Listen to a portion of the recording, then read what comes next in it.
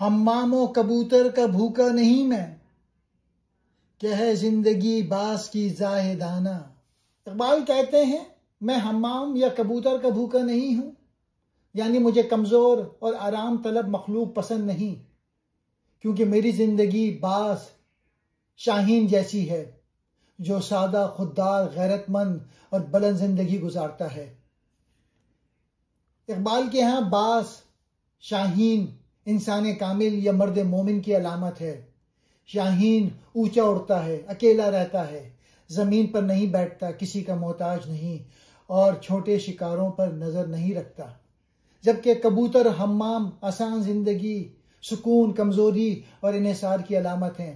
اقبال کا مطلب یہ ہے کہ اعلیٰ انسان یعنی مرد مومن کو ایسی زندگی زیب نہیں دیتی جو کمزور، آرام طلب یا محتاج ہو۔ اسے بلندی، خودداری اور حریت کی راہ اختیار کرنی چاہیے۔ اقبال کا پیغام یہ ہے، میں شاہین ہوں، میرا مقصد بلندی ہے نہ کہ کمزوروں پر گزارا۔ میری زندگی میں سادگی، خودداری اور غیرت ہے، نہ لالچ نہ غلامی۔ لفظی معنی: حمام و کبوتر نرم مزاج، کمزور، سہولت پسند پرندے۔ بھوکا نہیں میں، مجھے ان کی چاہت نہیں، میں ان کا شکار نہیں کرتا۔